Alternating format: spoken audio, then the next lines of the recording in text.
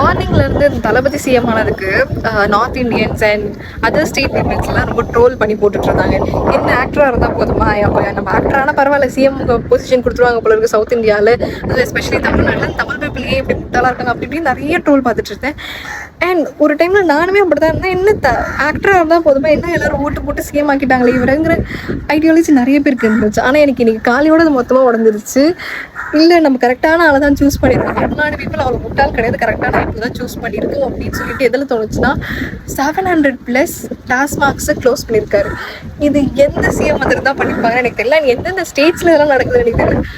இது நினைக்கும் போது தமிழ்நாடு பீப்புள் கரெக்டான ஆள் தான் சூஸ் பண்ணியிருக்காங்க. அண்ட் இதுக்கப்புறமும் நிறைய மாற்றம் வரும்னு ஒரு நம்பிக்கை, ஒரு சின்னதாக ஒரு நம்பிக்கையும் எல்லாரும் மனசுலையும் அதிகமாகிட்டு இருக்கு. எனக்கு ரொம்ப சந்தோஷமா இருக்கு. அண்ட் கொஞ்சம் இந்த 700 வந்து மொத்தமாக க்ளோஸ் பண்ணிட்டாங்கன்னா இன்னும் ரொம்ப சந்தோஷமா இருக்கும். ஸோ அந்த நாள் ரொம்ப தூரத்துல சீக்கிரம் நடக்கும்னு நம்புறேன். And I hope